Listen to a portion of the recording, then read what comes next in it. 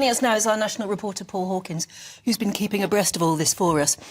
I mean, right now, as we broadcast now, there probably are people watching who weren't aware of the news last night. What actually happened in the end? So the US Coast Guard were giving media interviews yesterday afternoon saying that they were still hopeful of an outcome, of a positive outcome. They were continuing with the search and rescue mission. It was around 2 o'clock yesterday afternoon. Then just before 5, they tweeted that they'd found a debris field near the site of the Titanic, and then a press conference was called for 8 o'clock last night UK time, and then the details came through about what they'd discovered. This is Rear Admiral John Morger of the US Coast Guard.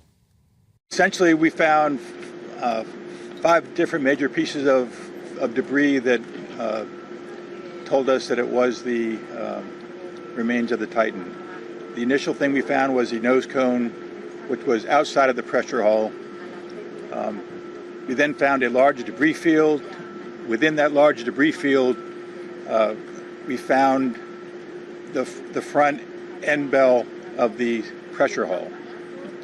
That was the first indication that there was a catastrophic event. Shortly thereafter, we found a second smaller debris field. Within that debris field, we found the other end of the pressure hull, the aft end bell, which was basically comprised of the totality of that pressure vessel. So with all this search that's been ongoing, Paul, it now seems pretty clear, doesn't it? I mean, there's been some report of stuff that was detected by the US Navy on Sunday. It looks like this happened actually on the day it went down, doesn't it? It looks like it, but they're very keen to stress that these are really, really early days, and they don't know exactly how, when, or where. I mean, they can point it to the day. That's about it, really, not the time or the location or how. So that will be the subject of an ongoing investigation. Some of the vessels in the area, some of the aircraft are being sent back, those that were involved in the search and the rescue element of it. There will now be vessels remaining in the area that will retrieve some of that wreckage. A few more other details that came through from the press conference yesterday. The US Navy detected what they called an acoustic anomaly consistent with an implosion just hours before the Titan began its dive on Sunday, using its secretive long-range sonar listening system that dates back to the Cold War, used to pick up Soviet submarines. That information was then shared with the US Coast Guard. It's not clear why that information wasn't made public earlier, but it was considered definitive. It wasn't considered definitive at the time, but was passed on to search commanders. The banging noises that we were talking about earlier in the week that were detected by the sonar, that's now thought to have been ships that were in the area.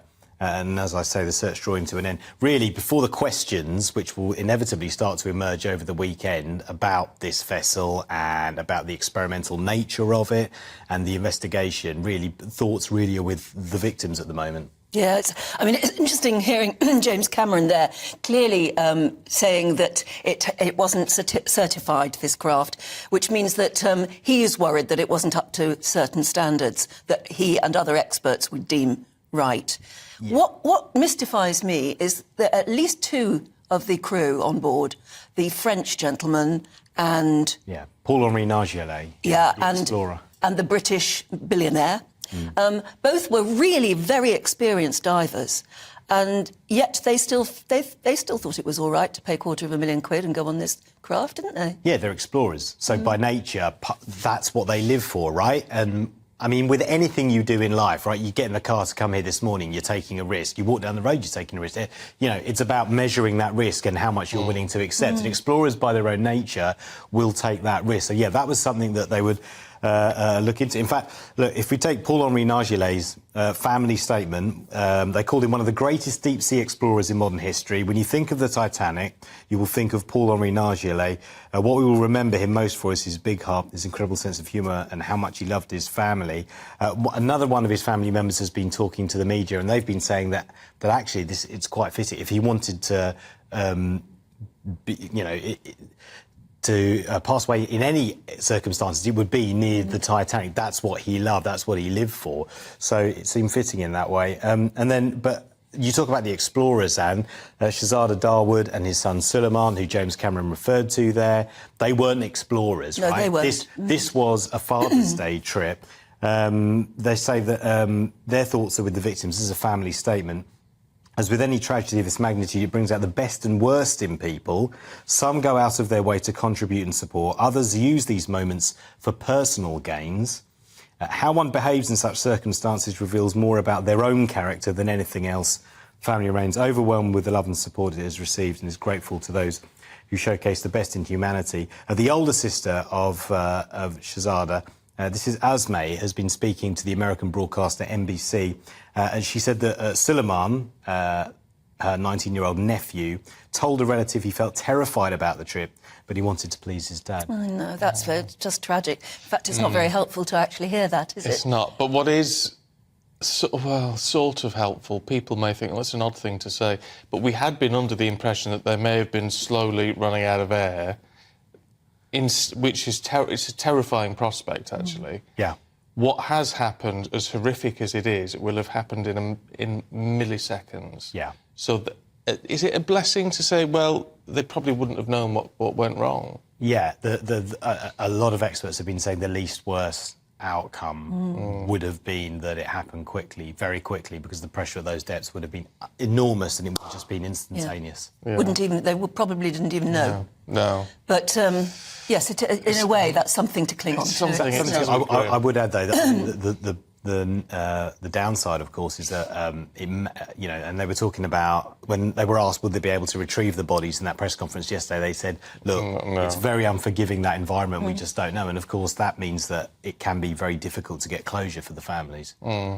Very possibly. Except, I suppose, that those families are used to those characters, aren't they? They're used to. It's like seeing somebody go up Everest. You know, you can't guarantee they're ever going to come back. You won't stop human beings sort of taking on these challenges. In fact, there's an absolutely gorgeous piece in the Daily Mail today by one writer who said there are moments when the world comes together and just clings on to hope and does their fights to the very last, just for the sake of a few human beings. You look back at the football team that was lost in the caves in Thailand.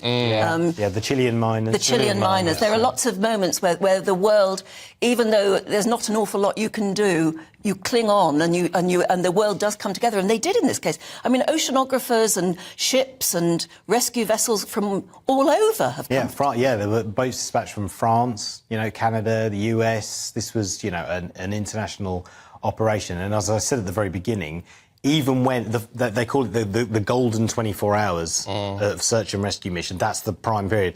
Even 4 days later, even yesterday afternoon, before they found this debris field, they were still remaining hopeful. Yeah. OK, Paul, for now, thanks very much indeed.